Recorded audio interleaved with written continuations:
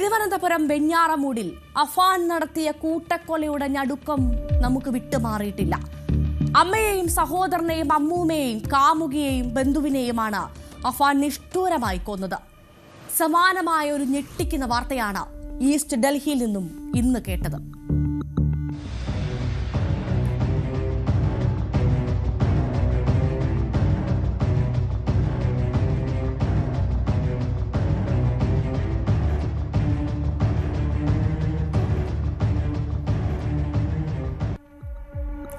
അമ്മയെയും സഹോദരനെയും സഹോദരിയെയും വിഷം കൊടുത്തും കഴുത്ത് ഞെരിച്ചും കൊലപ്പെടുത്തി യശ്ബീർ സിംഗ് എന്ന യുവാവ്. ഈ കൊലപാതകത്തിന് ശേഷം യുവാവ് പോലീസ് സ്റ്റേഷനിൽ കീഴടങ്ങി. സിംഗ് വാങ്ങിക്കൊടുത്തുവന്ന ലഡ്ഡു കഴിക്കുമ്പോൾ 3 പേർക്കും സംശയമൊന്നും തോന്നിയില്ല. മരണത്തിലേക്കാണ് പോകുന്നതെന്ന്. വിഷം കലർത്തിയാണ് അയാൾ അമ്മയ്ക്കും 2 സഹോദരങ്ങൾക്കും ലഡ്ഡു നൽകിയത്.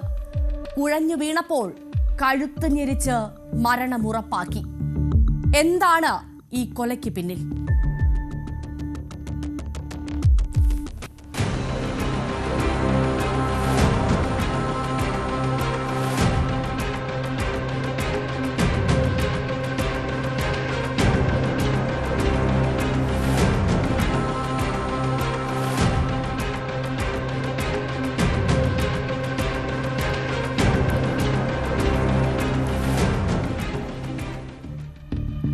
കൊലയ്ക്ക് പിന്നിൽ എന്തെന്ന് പോലീസിന് അധികം അന്വേഷിക്കേണ്ടി വന്നില്ല.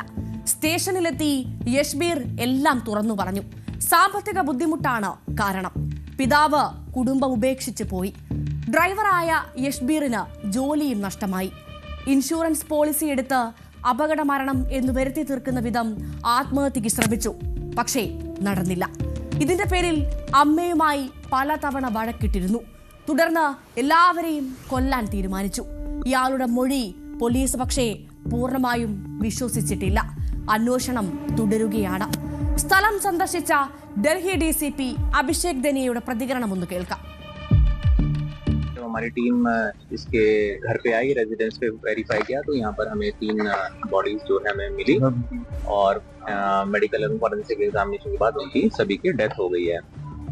जो मरने वाले हैं उसमें सबसे पहले इनकी मदर हैं, 46 ईयर ओल्ड है, उनका नाम कविता है. एक इनकी जो अक्यूज्ड है उसकी सिस्टर है मेघना, उनकी उम्र 24 साल है और इसका भाई है मुकुल जिसकी उम्र 14 साल है. अभी तक इंटरोगेशन में ये बता रहे हैं कि ये काफ़ी फाइनेंशियली स्ट्रेस में था.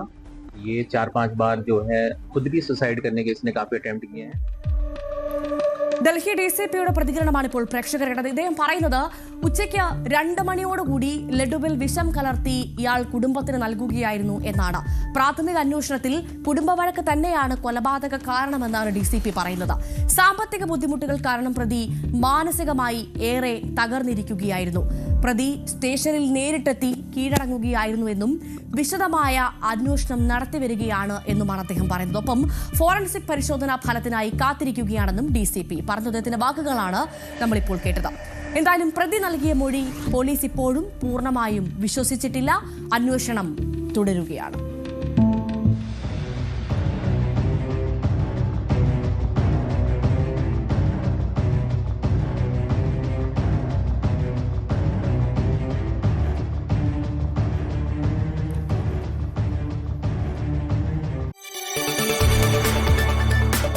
കൂടുതൽ വാർത്തകൾക്ക് News 18 Keralam YouTube channel subscribe ചെയ്യുക.